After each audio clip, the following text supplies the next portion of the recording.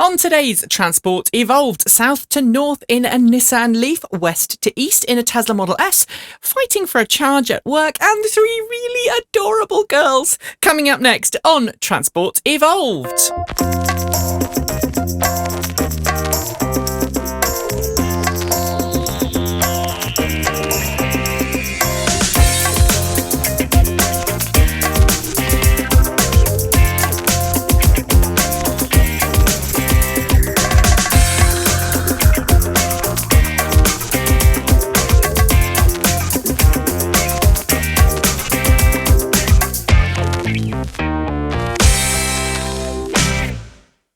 Good morning, good afternoon, good evening, and welcome to episode number 184 of Transport Evolved, recorded on Sunday, January 26th, 2014. My name is Nikki Gordon-Bloomfield.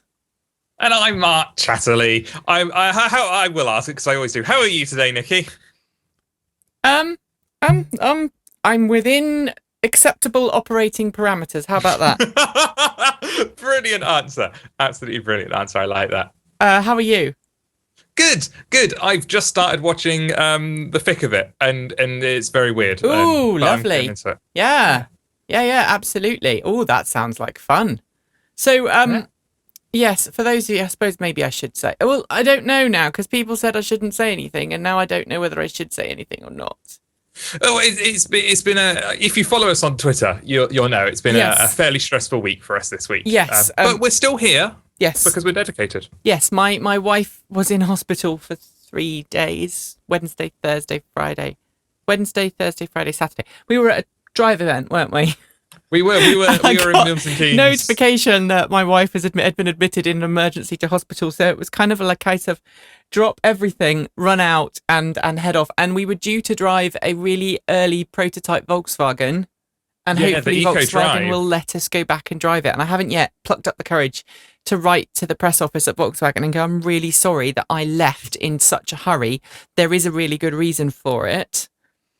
It was good because we'd just done our first drive and then we sat down and we're stuffing our face and it was like, we got to go. And it did look a little bit like we just got eat all your food and run. Yeah. It was very nice. Yes, you also witnessed my kind of Nikki drives a rally car style in her courtesy petrol car.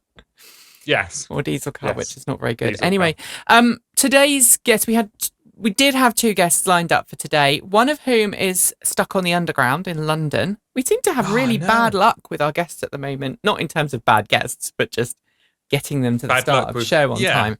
We started late today because my wife's now got a temperature. She came out of hospital yesterday and we're just keeping an eye on her temperature to make sure it's gone back down again. Otherwise she has to go back into hospital. And but we're gonna the other guest cancelled due to bereavement. So yes, we're gonna go through this quickly today, aren't we, Mark?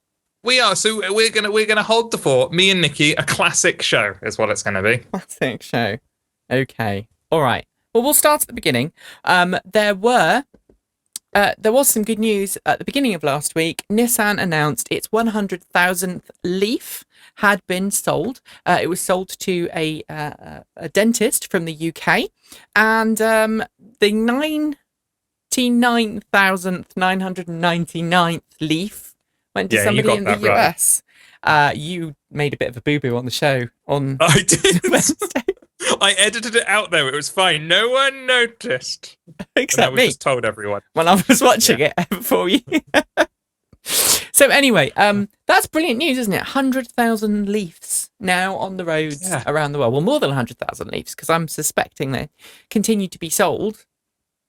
I'm sure they didn't just stop. It's amazing to see. I mean, it's still not in terms of global figures a huge amount, but in terms of it ramping up, and when you start comparing it to the Prius, which is sort of the last launch of new tech, I suppose, in the motoring industry, the LEAF itself is well ahead of the Prius. Electric cars in general is hugely in front of the Prius. So it's really interesting that the Prius at this point in its life was kind of being heralded as this cool new funky thing that everyone should get into.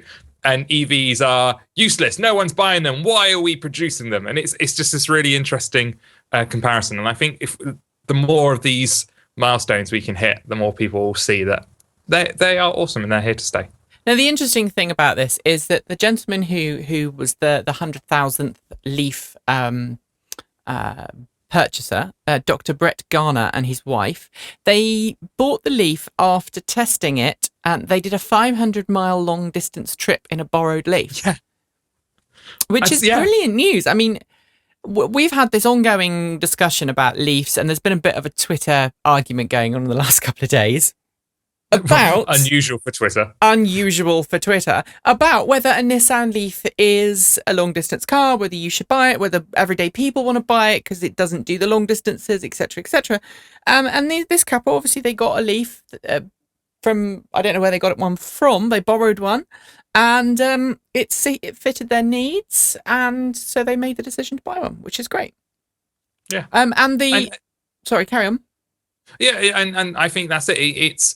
It fits their needs most of the time, and then they obviously went, we've got this longer journey we need to do every now and then, and realised that with the network that's being created, it could fill that need too, albeit with a compromise, and they were happy to make that compromise, which is absolutely fine. Yeah, and I think, to be honest, I mean, we'll probably come back to this later in the show, one of the other stories.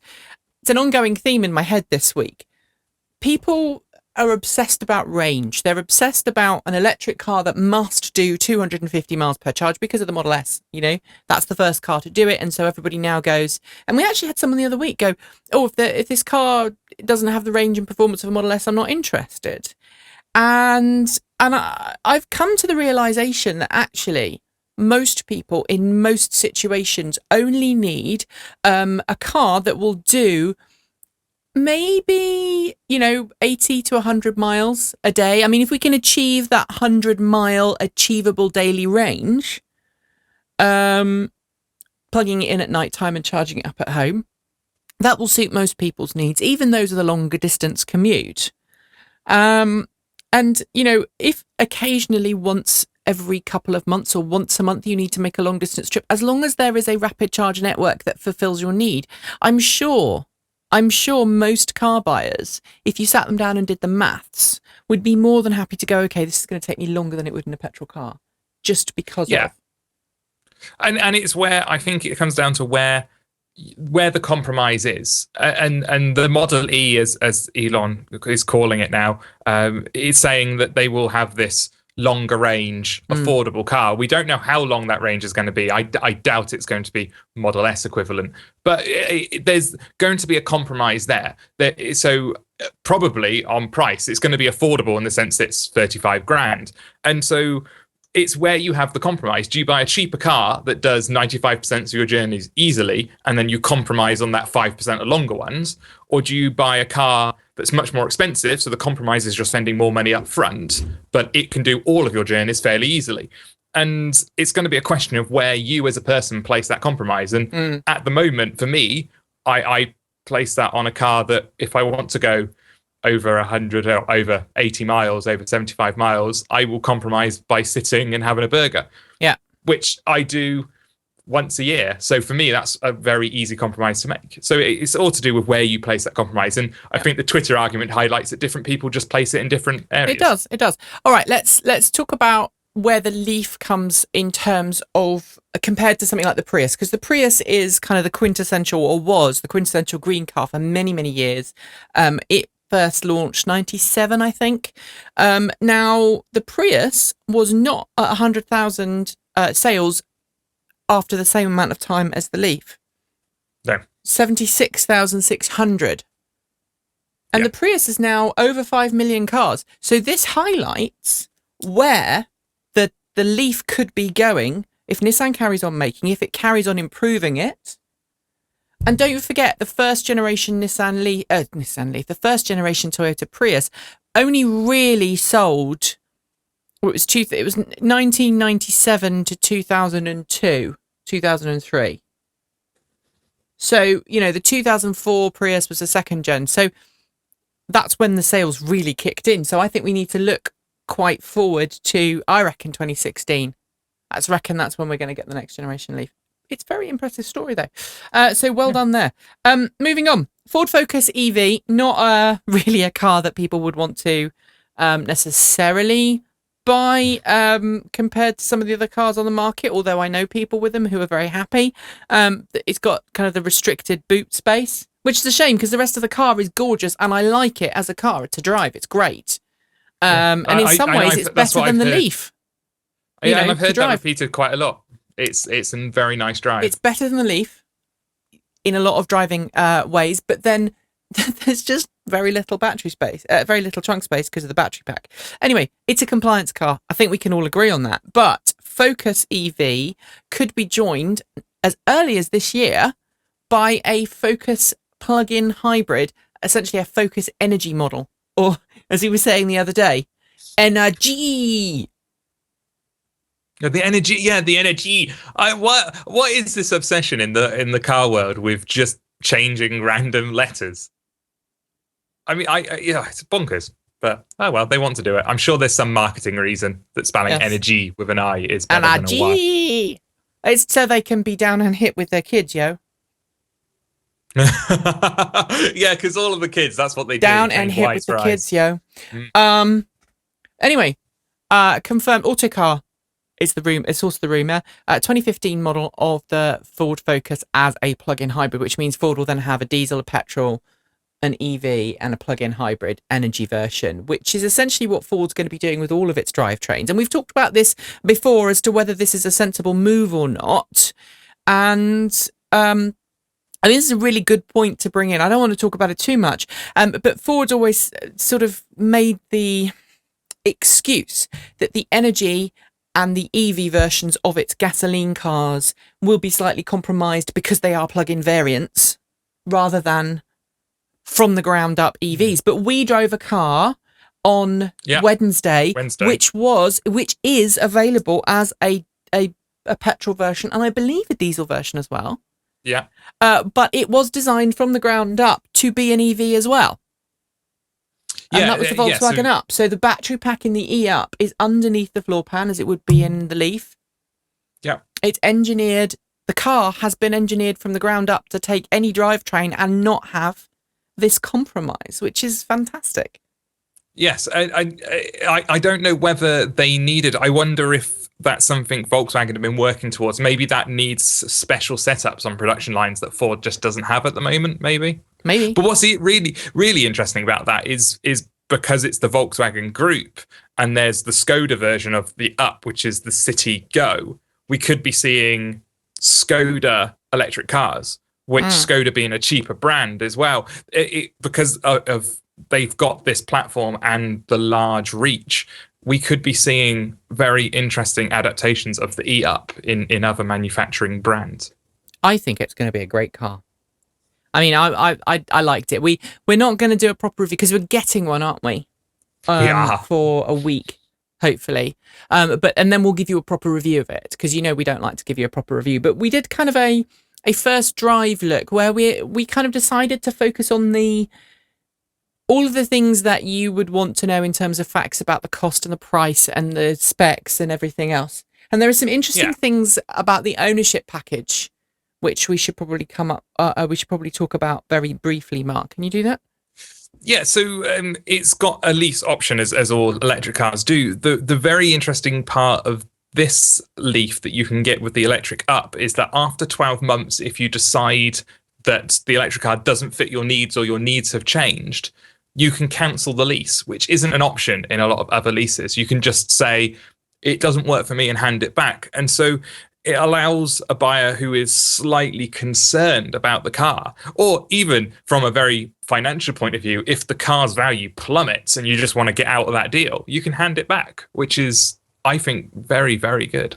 And I think that's going to buy them a lot of fans as well. A lot of customers will go for that. All right, Mr. Elon Musk has made a bit of a name of himself by challenging the status quo. I mean, that's one of his key qualities. He challenges the status quo. Banking industry, automotive industry. He's kind of shake things up a bit.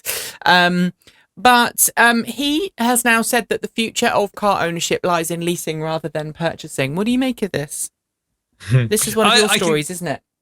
It is, yeah, and I can see why he wants that. But from a manufacturer's point of view, they get a guaranteed income over a certain period of time, and I can see why personally, I don't like it for the same reason that I don't like battery rental. I want to own things. And I know that's a value that's been drummed into me from culture, but I like the idea of having something that's mine. Like with my phone, I don't like being locked into 24-month contracts.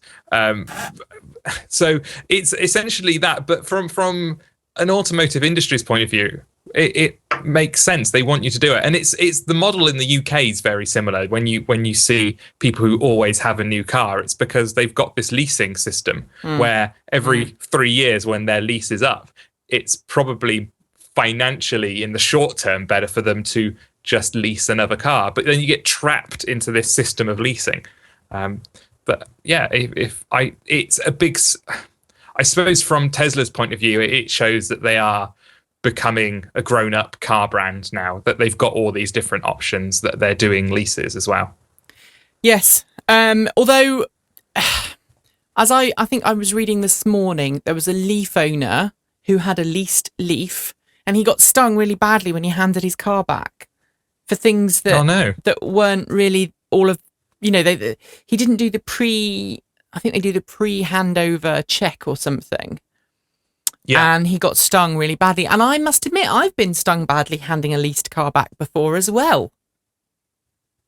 Because, even if there's just a tiny little something wrong that would be, I don't know what's it called, just general wear and tear, then there is a massive charge that comes with it to put it back to factory spec or as new spec. And sometimes I think those charges are unreasonable. I know we got I think we got a bill for £700 when we handed our smart car back, and we looked after it pretty well.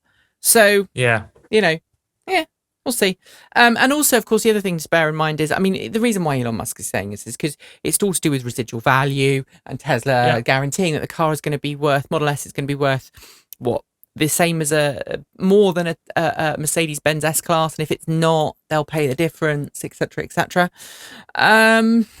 But there has to be a financial reason behind why Elon Musk wants people to lease. And I listened to This Week in Energy earlier on this week with a fantastic Bob Tregellis, doing a fantastic job there.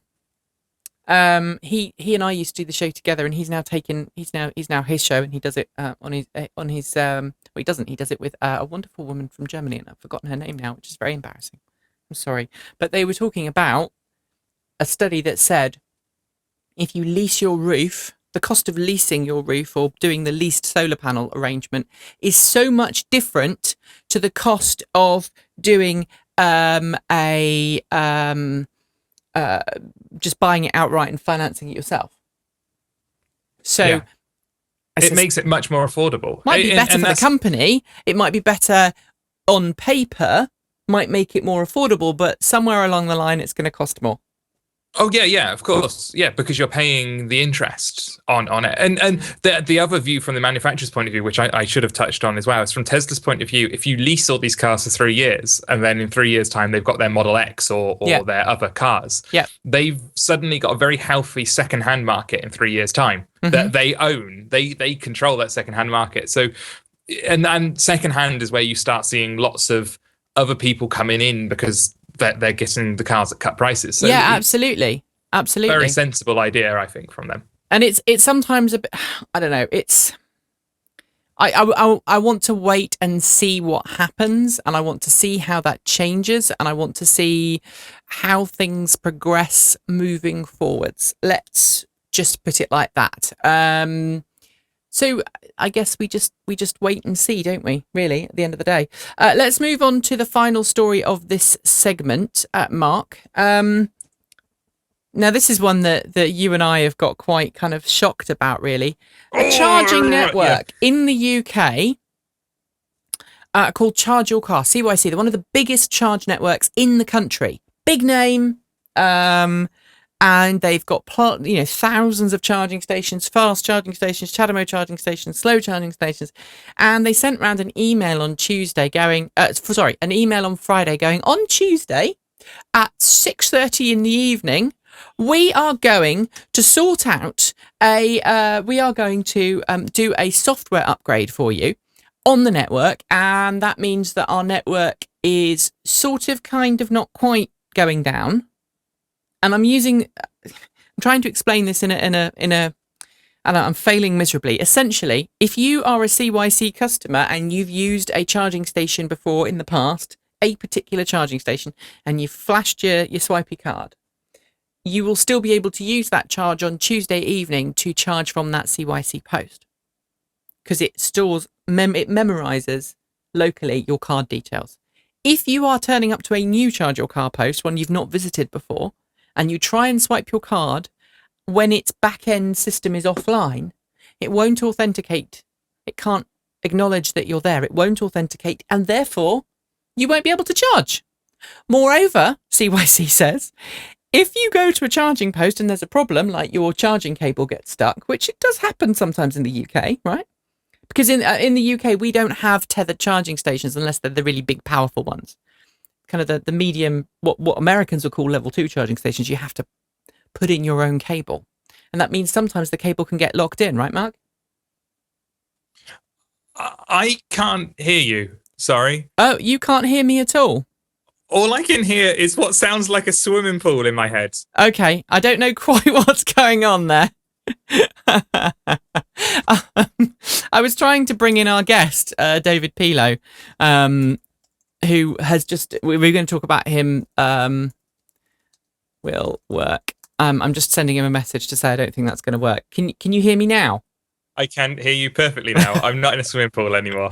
Yeah, I think the background sound was just so intense. We probably can't bring him in. But anyway, so you can now hear me. Yes. So type 2 level 2 charging station. You'd bring your own cable, and so sometimes the cables can get kind of caught up, can't they? And caught. So Yes. You have to ring up the helpline and they'll release the cable. But then if there is a problem with that cable, you won't be able to retrieve it, right? Yeah, the whole idea of I know I'm having to make a few guesses as to how you explain this, but the whole idea of rolling out this update that could nuke part of their network at a time when people are likely to be using it, when you got home from work and you're going out to the gym and you're topping up while you're at the gym, or you're going shopping, or you're taking the kids to the after school activities, just makes no sense. And I've been thinking more and more about it. And what wow, it's back. No, we can't keep going. So when I've been thinking more and more about it, because I was outraged when I first found out about this, just because from a rolling out of an update point of view, one, update shouldn't take out some of your system.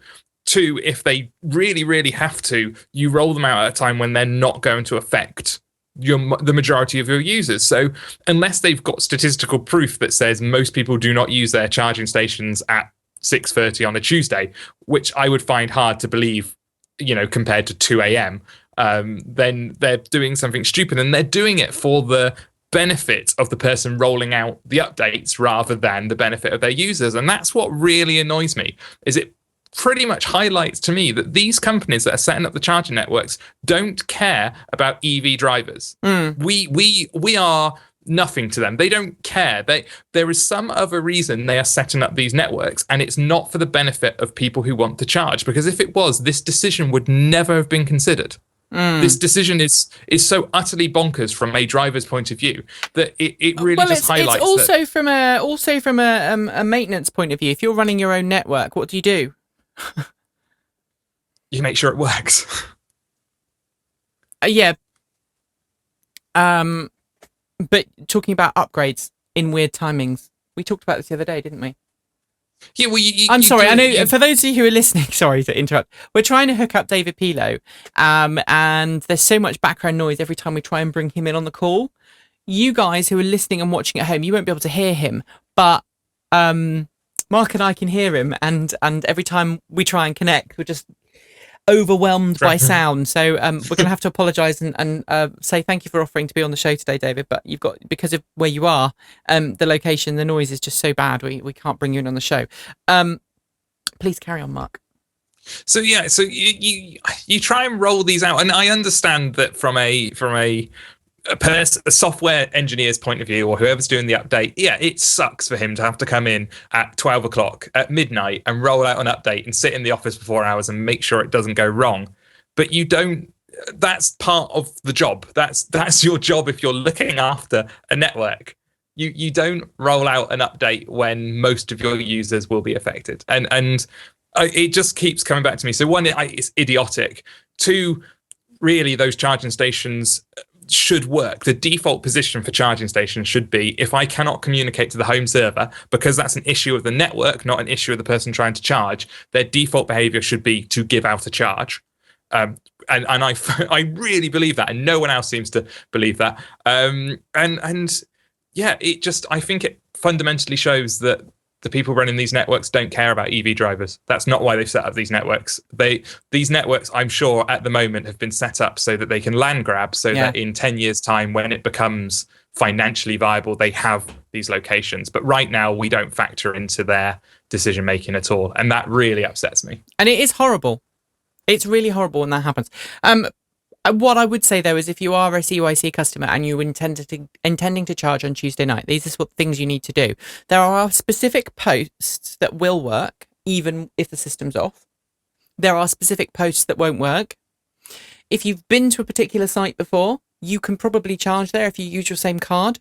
But be aware that if there's a problem, you'll be sat there waiting for an engineer to visit. For some reason, if you really need to charge on Tuesday night, I think I'm going to just say find some way else of charging.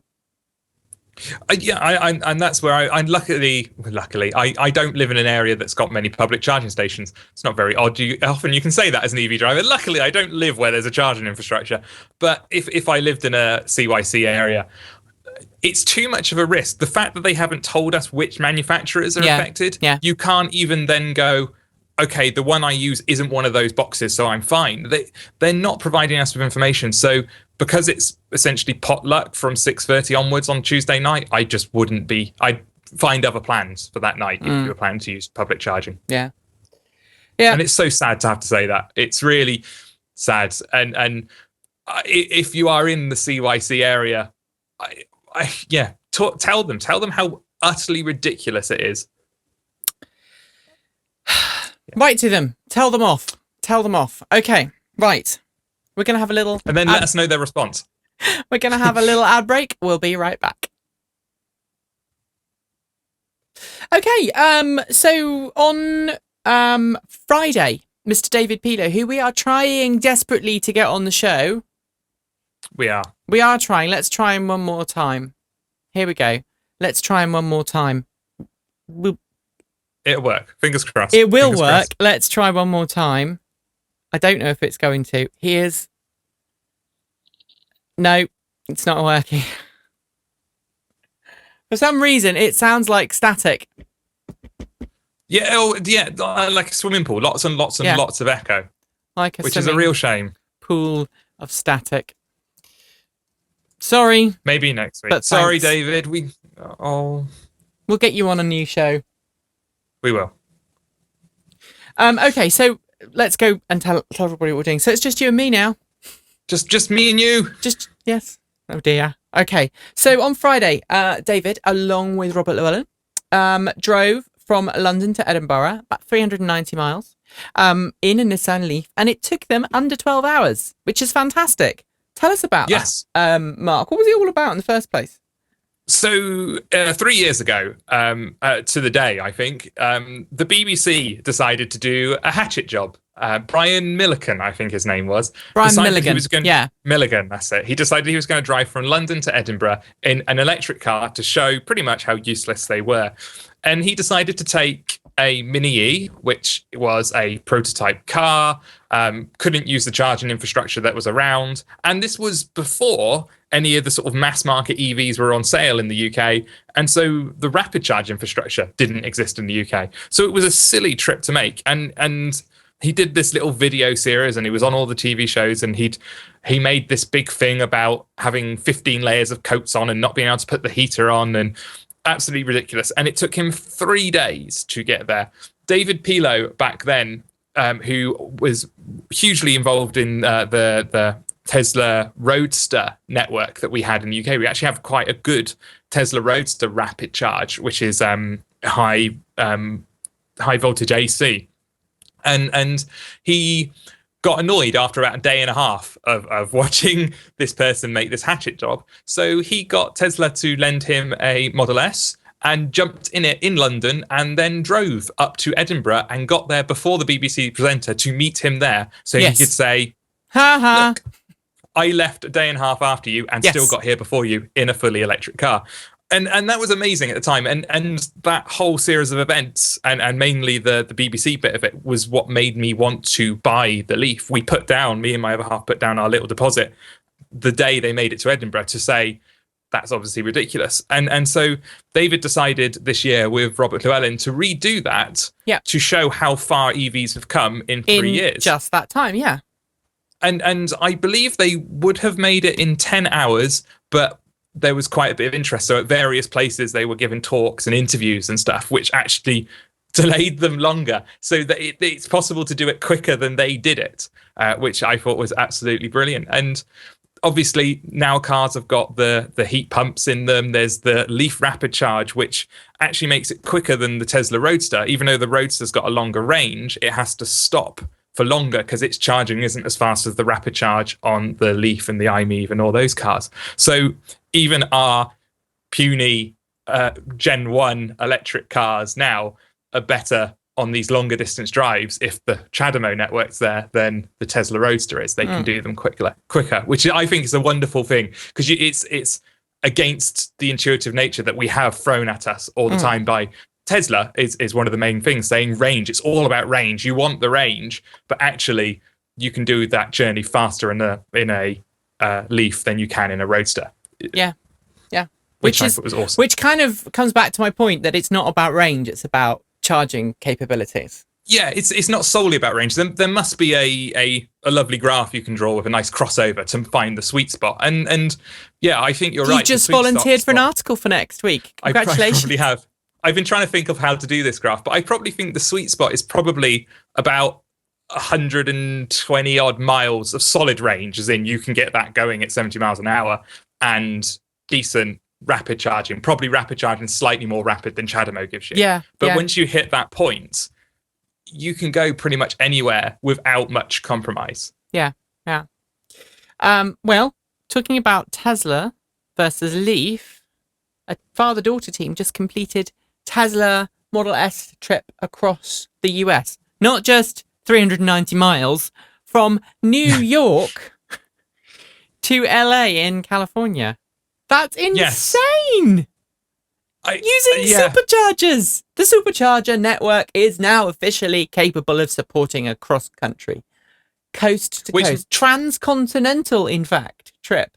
How amazing is that? It's lovely. When you see their map, I'm amazed at how quickly they've rolled out their superchargers. It really, really puts the UK and European CHAdeMO rollout to absolute shame, and it's probably going to put the CCS network to shame. Just how quickly and how dedicated they have been to getting these these superchargers out there is absolutely amazing.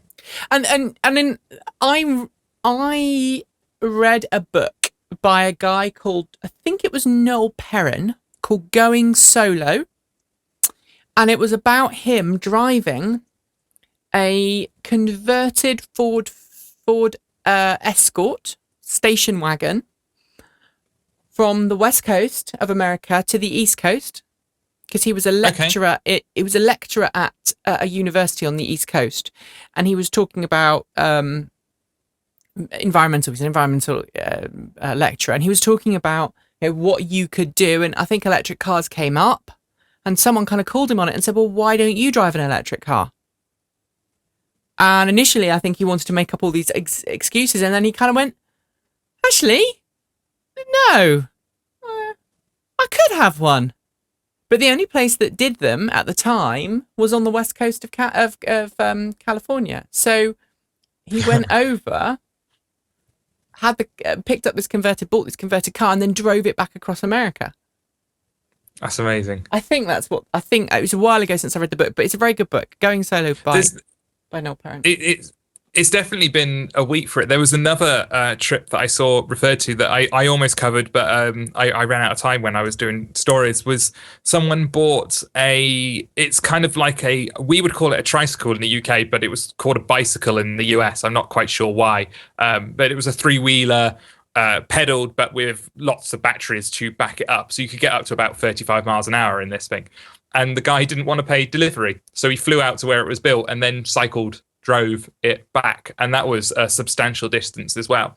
Oh, so this is like the pedicab, and I've forgotten what it's called. Elf. Is this the Elf story? That's the Elf. That's the story. Yes. So that's been happening as well. And what I really like about this, going back to the Tesla story, what I really, really like about it is that back in June or July, Elon said, pretty soon you'll be able to drive east to west and west to east in the US, and I'm going to be the first person to do it in a Model S. And there was this big kind of, Elon's going to drive west to east coast. Will he make it kind of thing? And I love the fact that just a normal person who's come along and bought one of his cars has beat him to it. Well, I think that's absolutely wonderful. Yeah. And there are people who have driven. I mean, there's probably people who've driven. I mean, I know there are people who've driven to Scotland before in a Nissan LEAF from London. But, it's nice that these trips are happening. All right, let's move on. US DOE has announced a $50 million fund to help drive the US towards cleaner vehicles, including $30 million to help fund making plug-in vehicles better and charging more convenient. This is great news, isn't it? Definitely. Especially if it's going to help the charging networks, because I think that they are struggling. But what should the money be spent on? That was the question I was going to ask you. Oh, giving me a Model S. I don't know. I think it's really interesting. I don't think there are any huge differences in how manufacturers are approaching EVs now. I think EVs is pretty much basic enough that all the differences we're seeing are just in build quality and gadgets. It would be interesting to see some of that money to go to some of the more interesting battery technologies and possibly even supercapacitor technologies, although I have to admit I'm slightly behind on my reading on supercapacitors, so I don't know how realistic they are in the world. But my understanding was there was always a theory you'd be able to rapid charge a supercapacitor much more quickly than you could a battery, and then it would slowly being at like 50 kilowatts charge a normal battery as you drove on. That would be quite interesting to see, but I think I quite like it at this point. And I know it's a waste of money because all the statistics show that people charge at home. People don't generally use the charging infrastructure, but it's the number one on every survey of why don't you buy an electric car? It's because there's nowhere to charge it. And I quite like that just to be knocked on its head and for a load of cheap level 2 chargers be stuck everywhere. And with the knowledge that they're not going to be used. I have no issue with that. Just get them in the ground. More people then buy the cars. We can realize then that those aren't needed. And so what you do is you take the 5 or... And Mark's gone offline. Consolidate them into a rapid charger, which is actually more useful. Are you still there? I am. You kind of completely paused. And then you went... Oh, no. And then you went... It was... Sorry. For those who don't know, Mark's having a massive storm. We're still having storms here in the UK. And you went off about 10 minutes before the show. I did, yes, and frantically tried to get back connection again. Let's shut up and go through the stories really quickly. Okay, US Department of Energy Secretary Ernest Moitz hinted this week also at the DC Auto Show that the Advanced Technology Vehicle Manufacturing Low Interest Loan Program could be widened this year to include manufacturers of supply chain components, so things like starter motors or particular components that fit in the car. Because what you may or may not know is that not everything in a Ford car, for example, or a Nissan car is actually made by that company. It's made by a supplier who supplies that component to the automaker, to the automaker's specifications, but nevertheless it's supplied and then put in the car. So in Japan, for example, there are a couple, 2 or 3 big electronics manufacturing companies who make parts for the car. And if you ever got into a Toyota Prius, the 3rd generation Toyota Prius, and you ever look at those dashboards and wonder why they all look slightly different, it's because they're all made by different manufacturers. I think that's the reason. But anyway, so this Advanced Technology Vehicle Manufacturing Loan Program has been running for, it was actually instigated by the last previous incumbent of the White House, Mr. Bush. Yeah. But it's focused on automakers. So it's focused on, Ford's used it to help itself build what do they call them? The EcoBoost engines. Nissan's used some funds to help build a battery factory for its Nissan LEAF and to move manufacturing of the LEAF to the US for the US market. Tesla's obviously used some money to help it ready its factory for the Model X and the Model S. Tesla, of course, has paid all of its money back. The other two are still paying it back, but Tesla paid it back 9 years early. But now it could be, moving towards supply chain parts as well. I think that's great. And I think what's very interesting about that is I know there are companies out there working on range extended motors. So the generators that are used that go between the petrol internal combustion engine or diesel internal combustion engine that then charge the battery on plug-in hybrids and range extended EVs. And those motors are getting quite clever in the way in which they do it with multiple windings and stuff like that. But it's requiring a lot of research because they're essentially trying to shrink down something that's already quite small anyway and make it lighter. And I'd quite like some of that money to go to those companies and get some very interesting, lightweight, incredibly efficient generators rather than electric motors, because I believe there's a distinction between the two that I don't really understand. Probably. I don't really understand that either, but we'll move on. It's because I'm not really quite with it today. BMW i3 Rex pricing for delivery. There have been, or lease quotes, sorry. Now, over the last couple of years, we've seen a trend, a downward trend in lease pricing and purchase pricing of EVs. We had the price war, the grand price war of 2013, where we saw massive discounts on cars, especially leased cars, in an attempt to get people, bums in seats. BMW has not yet officially released its pricing plans, but that hasn't stopped some people from going and getting quotes from dealers based on leasing. Now, there was one driver, George Batak, who's an active E driver at the moment, got a quote from BMW Stevens Creek in Santa Clara. And they required a drive-off payment of $1,899.48 with a monthly cost of $930.42 for 36 months. That is more than a Model S, isn't it, Mark? It's more than Tesla's real-world version of the Model S lease, which they reckon comes in at about $700 a month. Taking away incentives and things like that.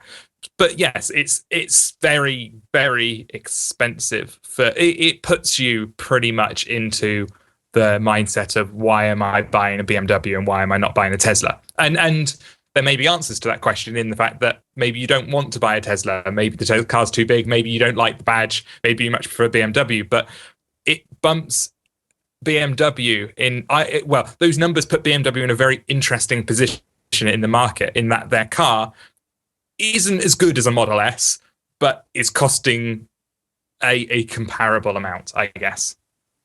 Is that fair? Yeah, and am I going to get shouted at for saying the BMW i3 is not as good as a Model S? Someone probably shouts at me for that. But we should point out this was not an official quote. This was not an official quote, and I've got some rumblings in the grapevine I've heard that say that there is an official quote on the way. It just hasn't arrived yet. They should be hurrying with that. So we'll see what happens. All right.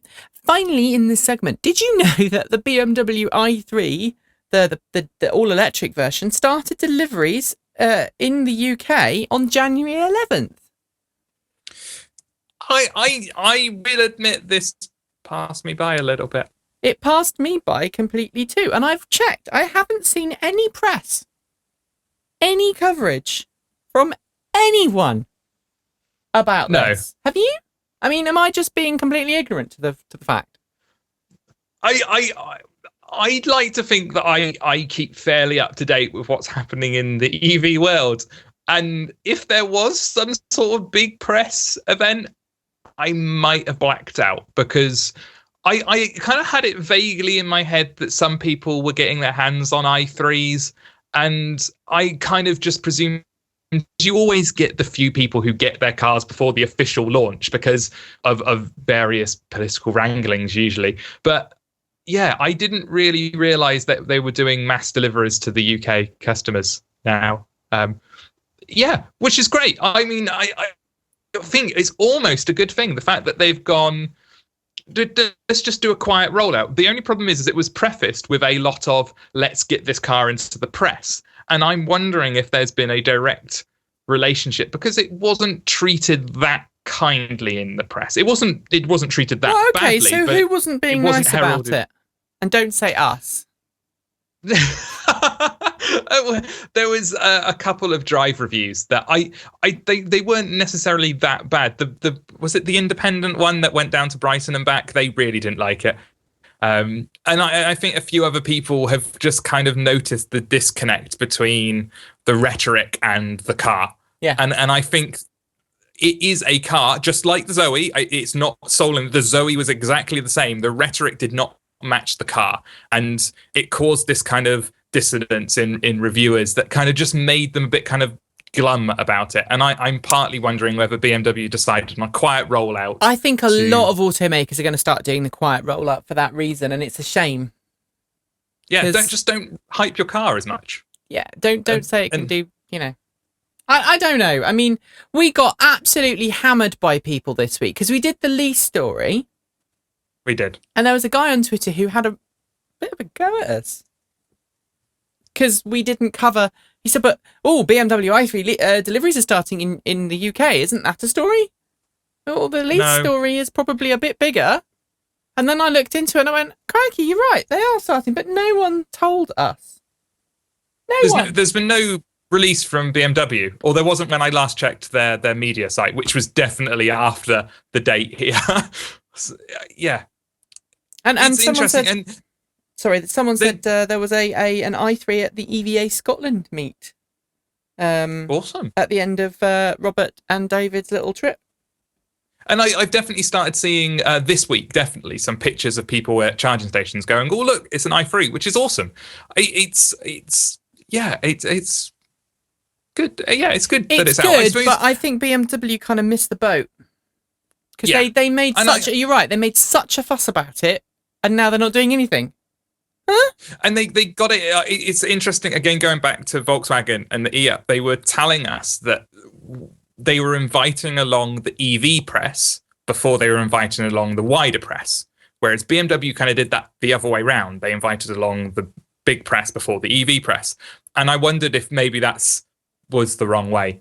I think the Volkswagen's idea is get favourable or review, maybe not favourable reviews, but reviews that understand the car and the technology out there before reviews from people who don't necessarily understand the cars and technology get out there. And at the end of the day, we're a news site, and we've only got a certain amount of time each day. There's only me and you working for it, and we both do other things. And there's a level of newsworthiness. There's this kind of ethereal thing called newsworthiness. The Leaf selling its 100,000th car and its 999,000th car, and the car with all the pennies stuck on it, is a news story.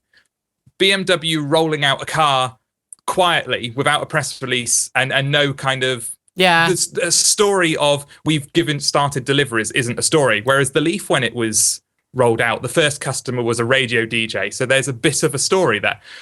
But there wasn't a lot to build a story around for this, I guess. Yeah, I'm now going to the BMW press website because I'm interested to see if I was just completely lapse and I missed it completely. 19th, 15th. No, look, I can show you this now. This is the BMW. This is the BMW press group, right, for the UK. Latest news. 24th of the 1st, 16th, 19th of the 1st, 16th of the 1st, 16th of the 1st, 15th of the 1st, 9th of the 1st. No mention of the i3. And I think, personally, that's more of a story than the deliveries. Yeah, yes. Why the heck didn't you say anything? That is, and to be fair, we're now talking about it. So, it's know. more of a story that they've done it quietly than it would have been that they've released them. All right, moving on. We'll be right back after this short ad break. We're right back. Mark and I are on our own today for reasons that we won't go on into right now. Suffice to say that we are running, nay, sprinting towards the finish line, aren't we, Mark? We are. We're being quite tight in control today. We're doing well. And usually we're a bit ranty. We're a bit ranty. And the thing I'm really upset about is that I fixed the German YouTube problem last week or this week. So if you are a viewer in Germany, you can't watch the YouTube version of this show as it's going out live because of some regulatory kerfuffle with your equivalent of the Performing Rights Association or the digital copyright, basically. But everywhere else in the world can watch YouTube, and for yonks we were using Justin TV for our streaming, but people complained that Justin TV had adverts over the top and it wasn't very good and the quality wasn't very good and it kept dropping out, etc, etc, etc. So we switched over to YouTube, but the people who were in Germany who watched the show go, hey, we can't watch it anymore because it's not available in our country, so we want the Justin TV. So I wrote a little script. Or I've got a little script which now looks at the website and goes, if you live in Germany, we show you Justin TV, and if you live everywhere else, you get the YouTube. Very clever. Woo! And of course, it's all completely wasted because it's just you and me. Never mind. Tesla opened its official Model S ordering portal for Chinese buyers this week, and the price was not so bad, was it, Mark? It's essentially just the US pricing with shipping and taxes stopped on. Yeah, which if you had asked me last week would have been my guess, but having looked into this more and writing the story isn't how most manufacturers do it, which I find is very interesting. When you start looking at Mercedes and BMW, because they're my sort of two go-to companies when I compare with Tesla, and you look at the price of their cars in the US and the UK and then their price for the cars in China, it's not the same price plus taxes and shipping. It's a much, much higher price. And Tesla, bucking this trend, again, it seems to be a running thing, is bucking the trend. It's placed the Model S equivalent to a much cheaper car, even though it's not cheaper. If that makes, it's a really weird thing. It's not actually cheaper than the US and in the UK, but it's cheaper than you would have expected in China if you were a Chinese buyer. Does that make any sense? It does. Okay. It does. I'm glad someone else understands me. I think. So the comparable cars. So you're not comparing it to the I can never remember my BMW series names. The higher up series. Yeah, you're not comparing it to that car anymore. You're comparing it to the 5 series. Yeah, which puts it in a completely different class of car and makes it much more, again, affordable is the wrong word because it's not a cheap car. It's relatively or relativistically, it's a much cheaper car than you'd expect it to be. Which is a good thing. It's either a good thing in a sense that more people will buy it, or it's a bad thing in a sense that they are now not with the other premium cars. Right. And so they've lost in China, at least. They're not in the same bracket as other premium cars. So what Tesla's hoping is they'll be seen as a premium car that just happens to be a steal in China. Yeah. And what they don't want to happen is for people to go, well, that's not a premium car then. I'm not going to have it. I'm going to have one of the BMWs.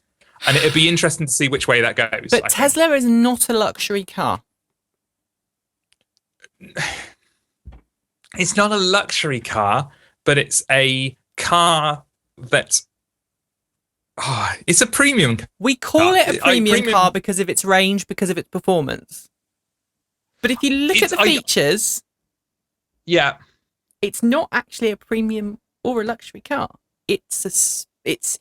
I would say it's closer to a sports sedan than anything else.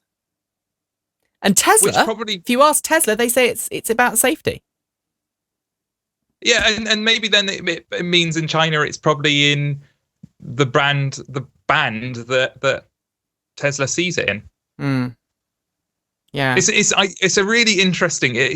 I mean, go and read the story. It's really interesting to see the prices and how it compares. I mean, it's half the price of a car in the US that it's the same price as in China. Yeah. It's amazing.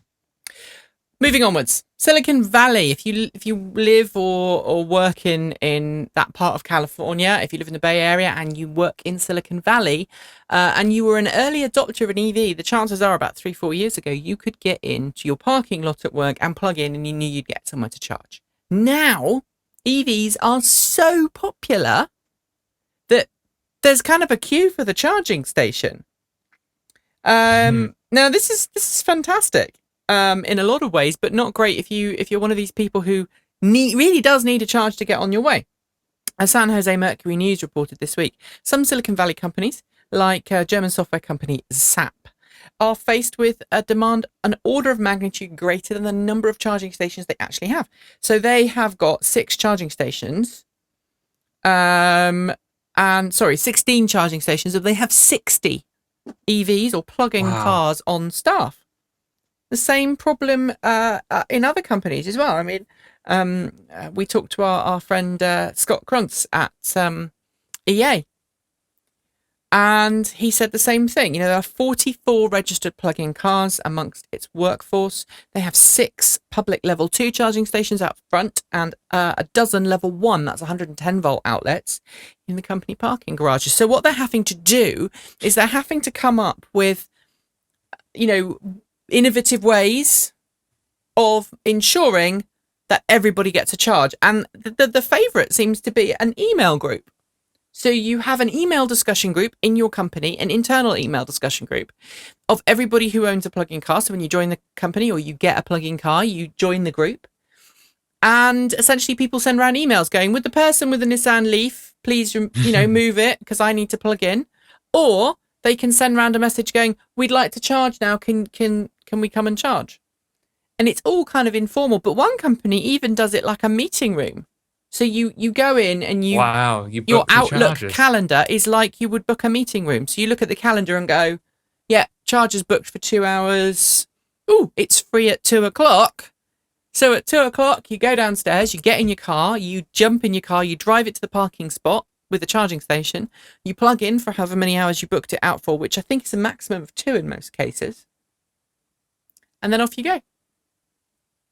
I quite like that as a solution. It's really, I mean, it's the problem we've been working towards. I mean, it's a good problem to have in the EV world. There's more people using it. I think Robert Llewellyn, tweeted this week about how he was rapid charging on his way to London and there were 2 people waiting to rapid charge before him. And it's now starting to happen. And I think what's really interesting is from this, you're going to be able to see which charging stations work and which ones don't, in the sense of where they're placed. And I think from that, we'll be able to see where in future we should place charging stations.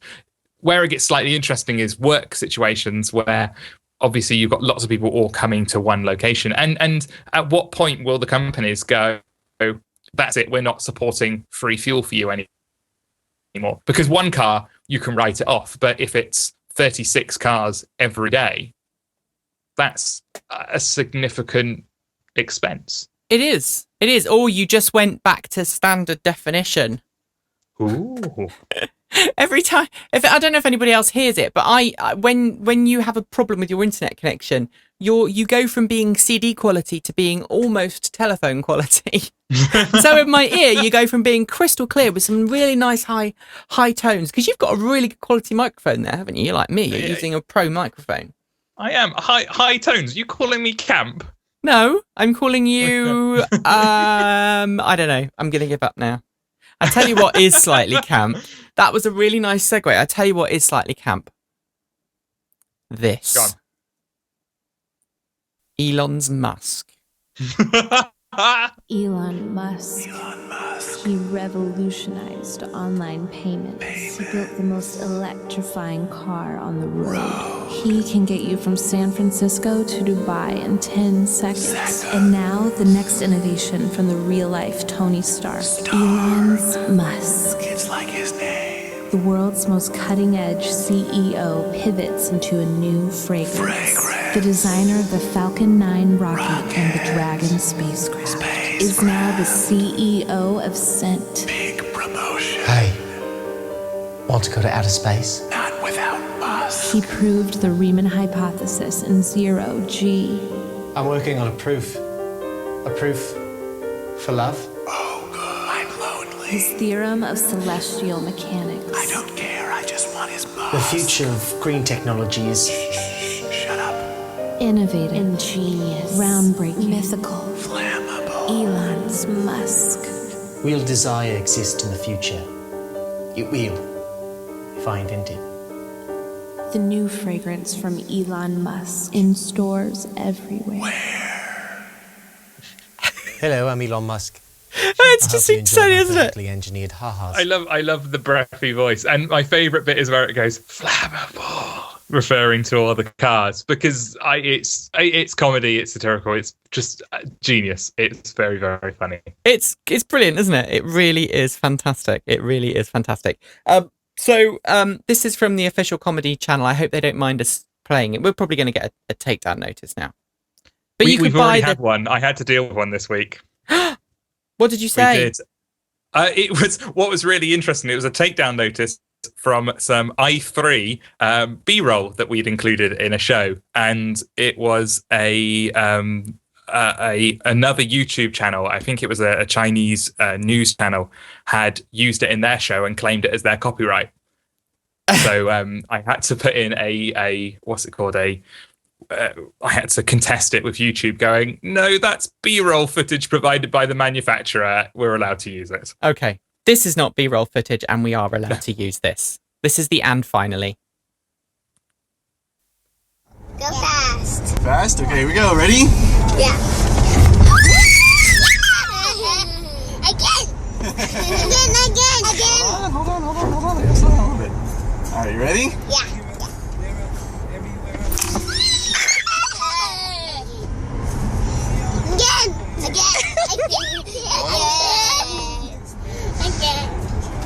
Hold on.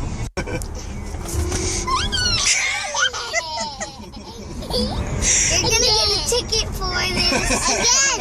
Again. Hold your horses. Again.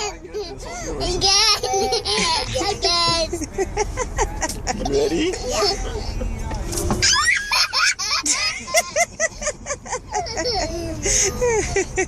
Oh my gosh. Isn't that brilliant? This is what happens when you get, I think, a 3, a 7, and a 9-year-old. They were out with their parents in their Model S, and they were just, begging their dad to push the pedal to the metal. And it made me just smile so much. And it brings us nicely to the end of the show. That's our and finally, our cutest and finally ever. We have some feedback on the YouTube comments, because we get live YouTube comments now from Dan Friedrichsen, who points out that the CHAdeMO network in Europe has far more chargers than Tesla does in the US, 990 in Europe alone. And it's referring to the point where I said that the CHAdeMO network isn't very great in Europe. And I just wanted to say what I meant by that is I know there's lots of them. It's still not really, you still would be very hard pressed to drive across Europe using just CHAdeMO. And there are additional issues to that, because obviously you're operating in lots of different countries going across Europe rather than one country. But that's what I meant. But yes, it's a very good point. There are lots of CHAdeMOs in Europe. Yes, absolutely. And thank you. It's very nice. I'm watching it now. We can watch us. Woo! Recursive, no! Recursive awesomeness! Oh, I pressed the wrong button there. What are we going to be doing this week, Mark? Well, I don't know. Actually, we should say, because I might not be doing it. You might be doing it on your own. Oh no, that'd be atrocious. How will I cope? We have on Wednesday, we're going to be driving to London to pick up a Model S, a European spec Model S, which we will have for 3 days. It's not going to be a right-hand drive, though. Is it not going to be a right-hand drive? It's going to be left-hand drive. Left-hand drive. So left-hand drive one. I think I'm going to be really excited if it's right-hand drive. It's going to be huge fun. So it's going to be the first time I've been allowed to drive one, which should be amazing. And there is a wonderful bit in this week's 10 of you just freaking out about that. And I want somebody, if I give somebody the raw green screen footage from you getting really excited, I want someone to make an animated GIF of that. I'm going to drive a Model S. I tend to bounce a lot. It's not a good thing. That really is it for today's show. Thanks very much for joining us. We'll be back next week at the usual time of 7 p.m. GMT, family and weather permitting. And the following week, we're not sure what we're going to do because I'm heading to the US. Again, family and weather permitting.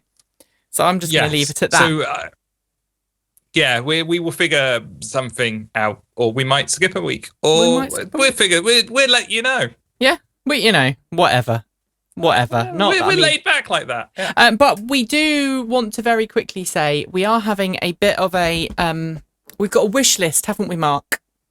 We do. Yes, we do. For Mark, those wonderful videos that you see on our YouTube channel, the ones where Mark does the wonderful charged up videos, and you have edited all of them. Haven't you? I have, yes, that's true. And you edit them on a very, very old, ancient computer. Yeah, it's a 8-year-old computer. And it does 2 frames a second? Yeah, using when you video edit, you've got a little window which shows you what you're looking at. So when you cut around, you can line up the cuts and the edits properly. And it's meant to play approximately what you'd see on the TV, so you can make the cuts look good. On my computer, it's about 2 frames a second. And actually, it's the computer you're using right now, isn't it? Yes, it is. Yeah. And as you were talking about, it went that. So we're doing a bit of a. Please consider donating a piece of hardware to Mark. It'll go straight to Mark. We've already got the processor purchased, haven't we? Well, we do. We've not purchased it. We've got it ready to purchase. We're buying a processor. But if anybody wants to help out, we've got a whole list of things: your memory, graphics card, hard drive, case, motherboard, all of those things. So if anybody fancies helping out with that, look in our Twitter stream, because we listed it in our Twitter stream, didn't we, earlier on today? We did. Yes, and we'll keep doing it until we've got all the bits. That really is it, folks. And thanks for joining us. As always, don't forget to plug in. See you soon. Take care. Bye. Bye-bye.